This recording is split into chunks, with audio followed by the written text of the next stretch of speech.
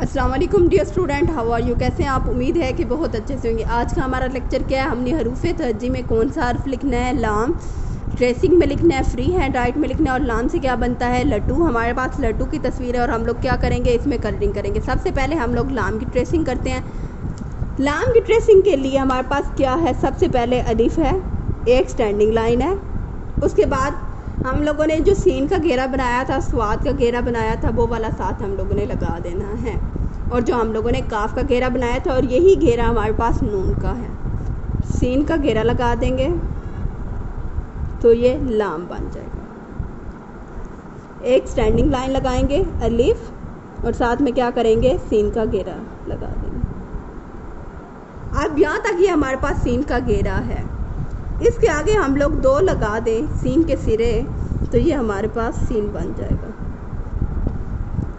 ठीक है। सेम इसी तरह अगर ये घेरा है हमारे पास, इस पे स्वाद की आंख लगा दी जाए तो ये स्वाद बन जाएगा। हम लोग फ्री हैंड राइट में लिखते हैं। फ्री हैंड राइट के लिए दो डॉट लगाने हैं। सबसे पहले बच्चों से स्टैंडिंग लाइन बनवानी है और फिर सीन का घेरा। एक स्टैंडिंग लाइन बनवानी है बच्चों से यहाँ तक, ठीक है। और यहाँ से क्या करना है, नून का घेरा बनवा देना, तो ये क्या बन जाएगा, लाम। अगर हम लोग सिर्फ घेरा बनाएं सीन का, तो ये ऐसे बनेगा।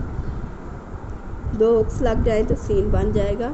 अगर अलिफ हटा दें तो यही हमारा नून बन जाएगा। अगर इसके अंदर सी लगा दें तो यही हमारा काफ बन जाएगा।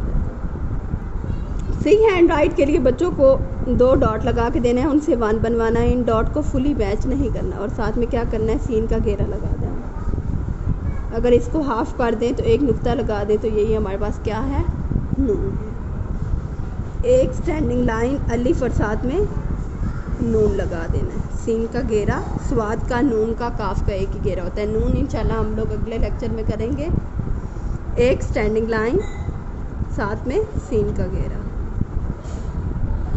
एक स्टैंडिंग लाइन बच्चों से लगवानी है और साथ में क्या कर देना है, सीन का घेरा। लाम राइट हो गया। अब बारी आती है कलरिंग की। सबसे पहले हम लोगों ने लिया पैरेट कलर, हल्की हल्की सी इसकी बाउंड्री बना लेते हैं, फिर इसके मिड में कलर करेंगे। बाउंड्री क्यों बनाई जाती है, ताकि जो हमारे कलर होते हैं वो बाहर ना जाएं।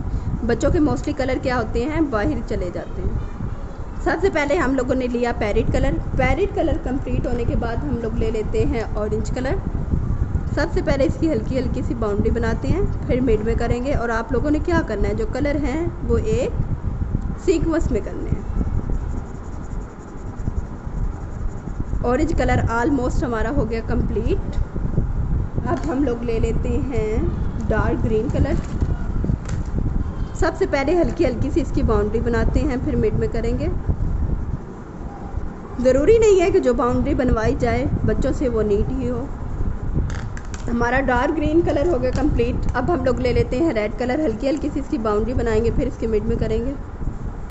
हमारा रेड कलर हो गया कंप्लीट। अब हम लोग ले लेते हैं स्काई ब्लू, हल्की सी इसकी बाउंड्री बनाते हैं। स्काई ब्लू कलर हो गया कंप्लीट। नाउ अब हम लोग ले लेते हैं पिंक कलर। इसको एक सीक्वेंस में ही कर लेते हैं, इसकी बाउंड्री बनाने की नीड नहीं है।